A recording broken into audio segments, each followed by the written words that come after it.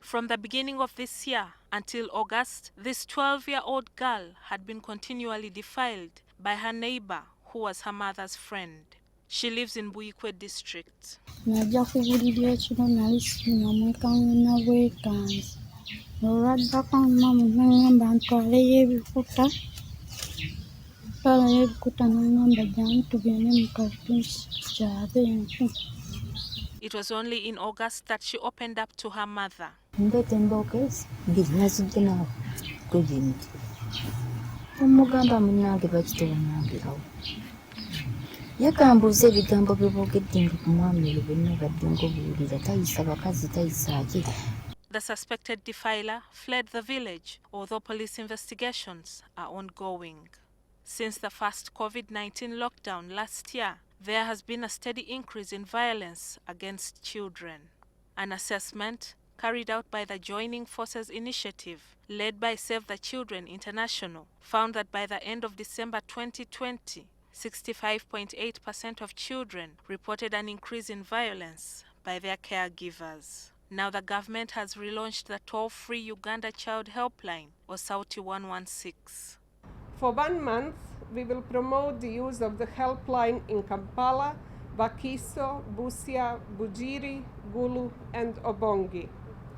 We will mainly use radio in addition to TV, posters, and social media to educate communities on the protection risks children face. Sarah Mateke, the Minister of State for Youth and Children Affairs, says Sauti 116 has been embraced by children and adults. We have district action centers in 68 districts, and they receive averagely 950 calls a day.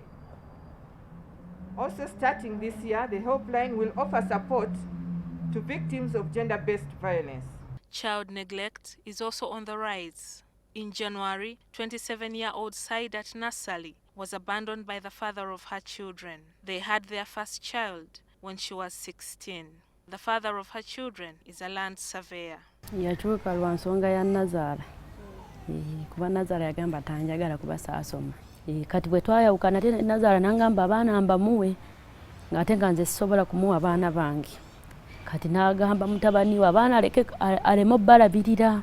After appealing to the husband in vain, she sought shelter from the Action Aid Gender-Based Violence Shelter in Bwaise in Kawempe Division.